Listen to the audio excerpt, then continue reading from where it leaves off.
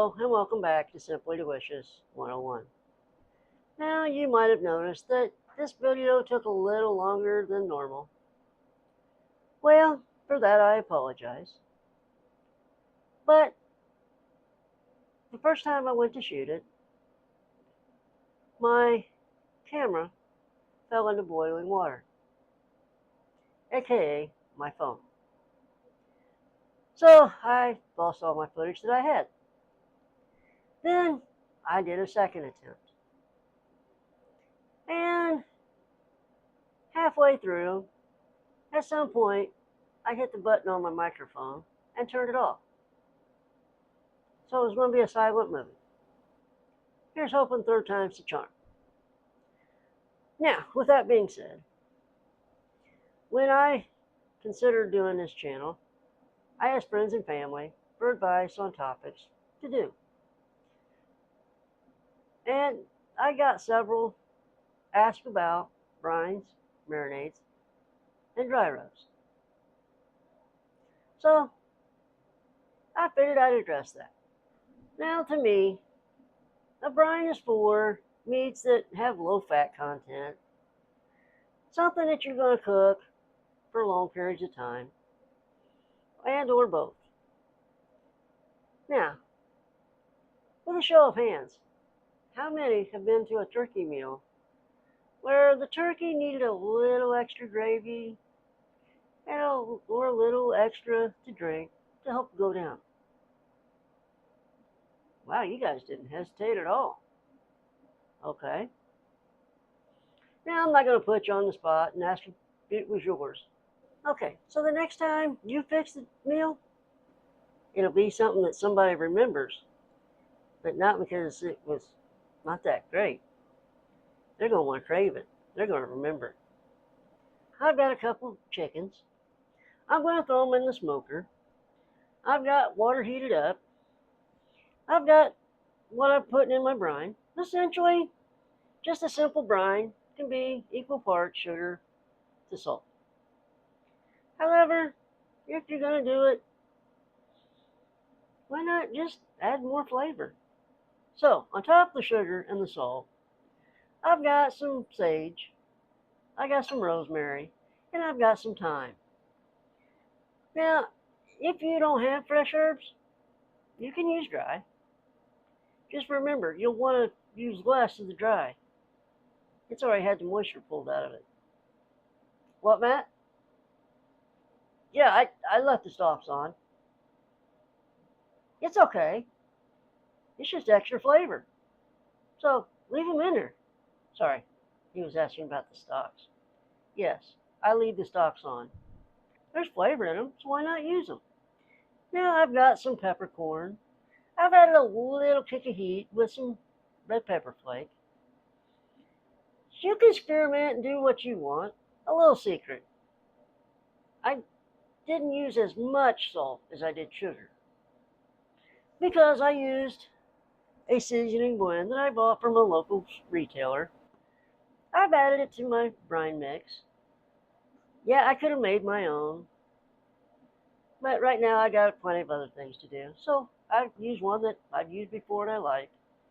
So I added it to it, and of course, it's already got salt added. So I compensate by just going a little under on the salt, the sugar. For the sugar, you can use eating sweetener. You can use granular. Of course, I use dark brown sugar. You can use light brown sugar. You can use honey. You can use whatever sweetener you like. Now, I've also got 2 whole garlic cloves that I've smashed with my knife and took the shirt off. I'll add it. I'll add my seasonings and herbs. And I'll let this boil and steep to make sure that it dissolves the salt and the sugar. I like to let it go about 5 minutes at a boil. Just kind of steeps it like it would tea. Just helps bring out all the extra flavor in the herbs. So, when this gets done, I'll cool it down. What, Matt? No, you don't have to use this big of a pot. Yes, okay. Let me explain. He's asking if you have to use this big of a pot. And the answer is no, you don't. You just need enough to do your brine.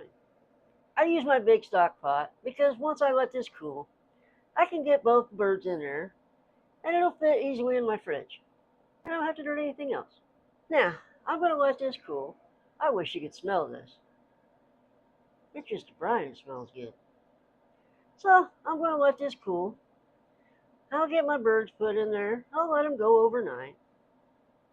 Now, with that being said, keep in mind, for big cuts of meat, you can do overnight. However, if you're doing smaller pieces, a couple hours is fine. If it goes too long, you'll know it because your meat will be salty. So, err on the side of caution and don't overdo it. Now, I'm going to get these taken care of and I'm going to get everything wiped down. And when this is ready to go, I'll see you back here in a few minutes. Oh, hey. I'm sorry, I didn't see you come in. This is kind of top secret. What are you doing sneaking around? Don't walk away. I'm sorry. I was just joking. I'm sorry.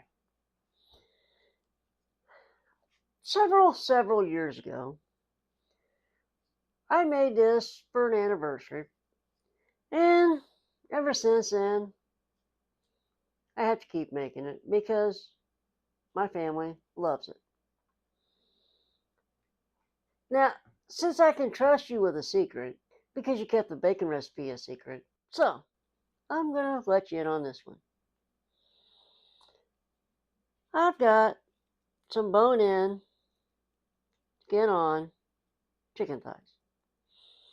And I'm just going to remove the skin, just kind of pull it away, and you get skin off. Now, since it's got the bone, you're just going to want to debone it because for this recipe, you need it without a bone. So just kind of like the bacon recipe and follow the bone. But with this one, it's a little bit different. And then once you get it loose from the top, you can kind of scrape the meat down and you get a meat popsicle. So from there, you just kind of keep scraping away. And then once you get it to the end, you want to feel around, make sure that you're not missing any of the bone.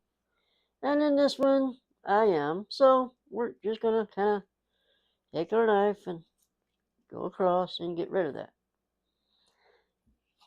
If there's a little bit of meat left over, just cut it off. Now, I'm going to keep this, and I got a different project I'm going to use it on. So, don't get rid of it.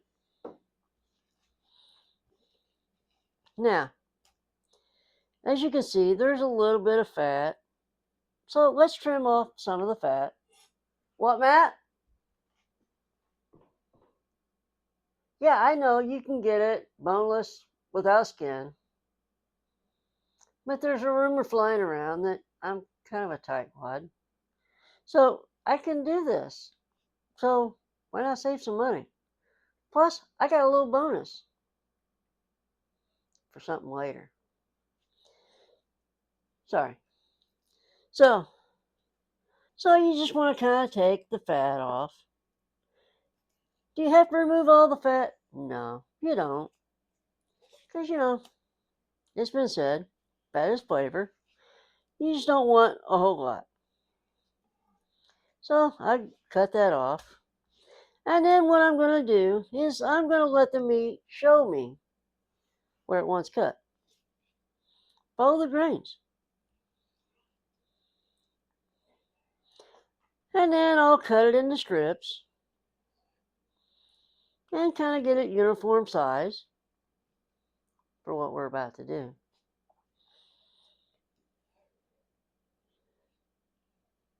And I'll add it to my bag. And I got something I want to do with it in a minute.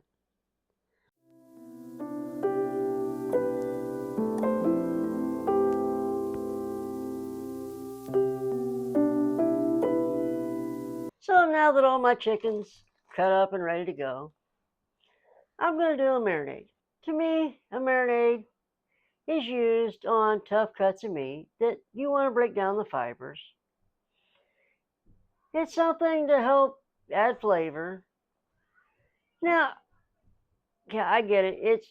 I'm doing this with chicken, and it's not a tough cut of meat. So why am I doing it? I want to impart flavor quickly.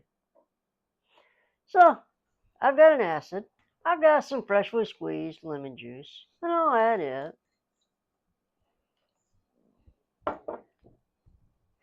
And since I'm doing some Asian flavoring, I've got some rice wine vinegar. I'm just going to add a little, not a whole lot. I've already got a little bit of acidity already, so we don't need a whole lot, just enough to give it flavor. I've got an ingredient that I don't know if you've used, heard of,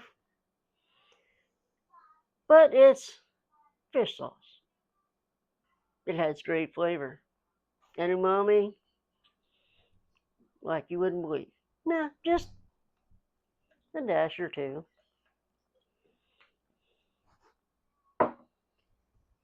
Now I've got some sesame seed oil. Now you don't want to use a whole lot of this. It's just a little bit of flavor. It's just going to help add to the flavor.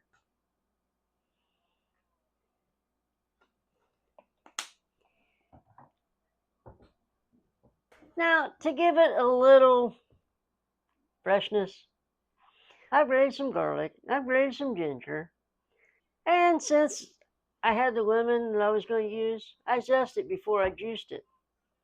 So I'm going to add this, and this is going to give me some fresh flavors. And okay, so this is going to add some freshness, and I'm going to add a little light soy sauce, and just kind of add some flavor to it. And then I'll get some of the air out.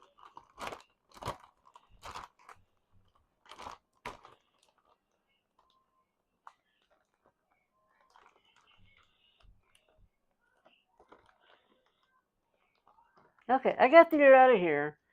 I'm gonna get it in the fridge. I'll let it sit an hour, two max, and then I'll let you see the final product.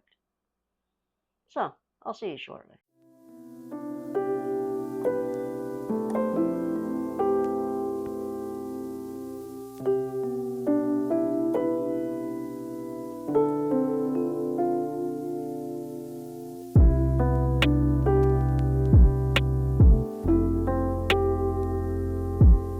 Hello, and welcome back. Did you sleep good? I hope. So, my chicken's brined. So now I'm gonna prep it and get it ready. Well, I get my smoker ready. Okay, so I poured a lemon. I've got some fresh herbs. I've got some rosemary, sage, parsley, and thyme. Now, what I always do is take a slice, put it inside. Just add your herbs.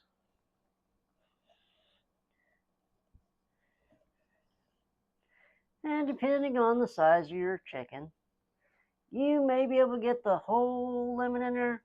You may not. It just depends on the cavity. But just get as much in there as you can.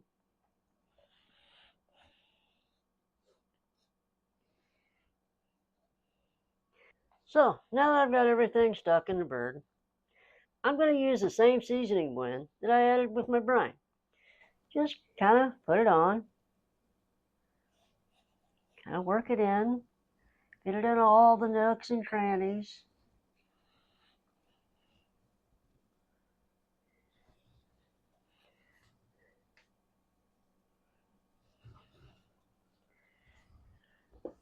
We'll flip it over. Make sure you get all the sides.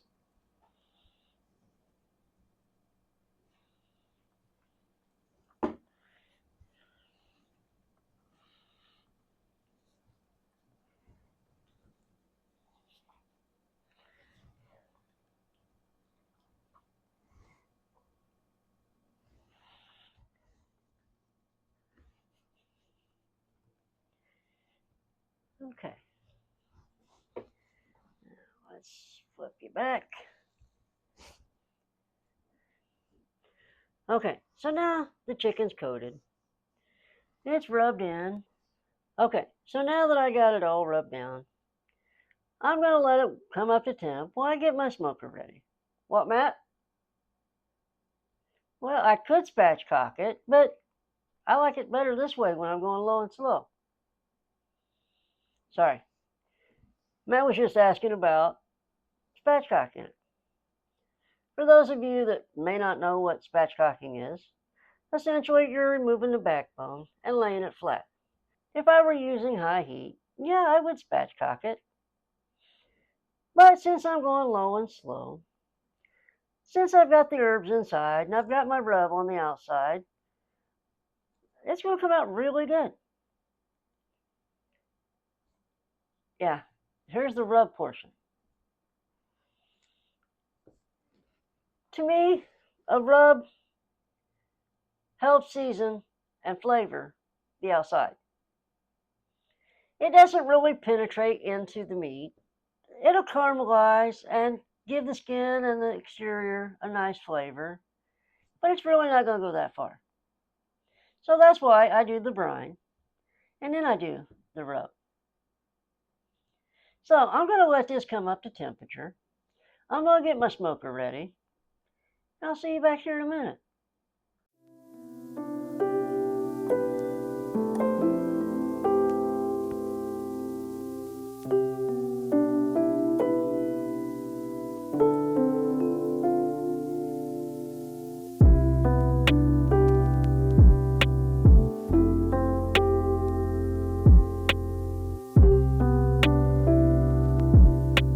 I hope that this video was worth the wait. Now, if there's something that you have a question on, maybe I was a little vague on, let me know. Now, as you can see, I've kind of wrecked more than just the phone. After 3 videos, I kind of wrecked my kitchen. So, I got a mess to clean up, and I'll come back here and I'll see you next time. For the next adventure, do me a favor, hit the like and subscribe button. And thanks for watching Simply Delicious 101.